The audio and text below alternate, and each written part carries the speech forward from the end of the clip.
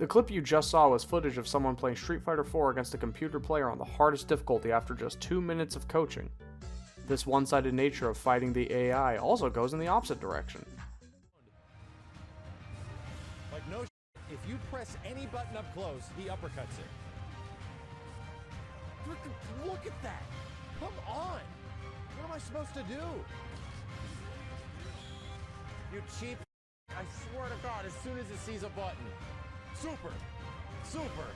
Of all the games I've played, I have never played a game that is just so horrifically cheap. Like so many of these guys we fought on the way here just input read the shit out of you, and that's all they do.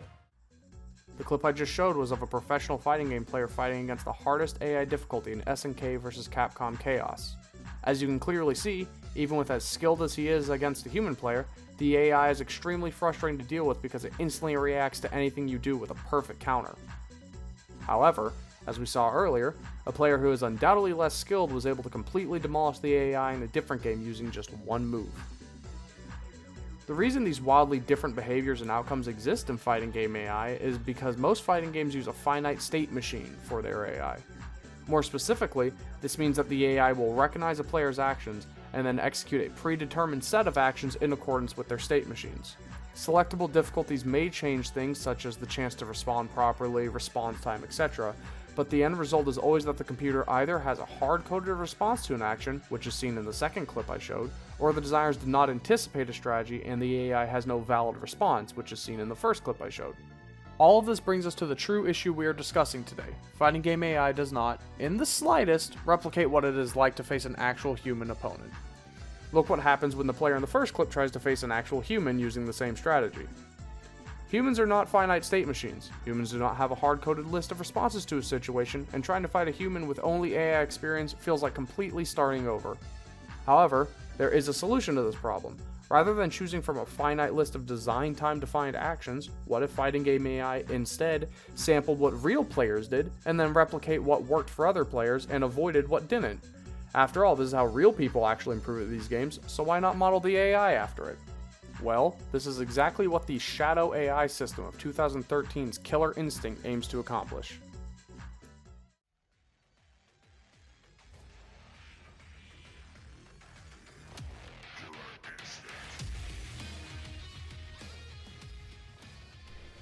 Killer Instinct's developers, Iron Galaxy, created an enemy AI that would function more as players do. Their approach was to use player modeling by having the AI learn how to play to fighting a player. Through this system, players can train the AI based knowledge about how to play by initially fighting it in 3 matches. After initial training, the AI will fight back against the player using the same methods that you used to beat it initially, while continuing to expand its knowledge. As a result, the player and AI will grow together, allowing the player to repeatedly reflect on their own fighting styles and see how they can improve.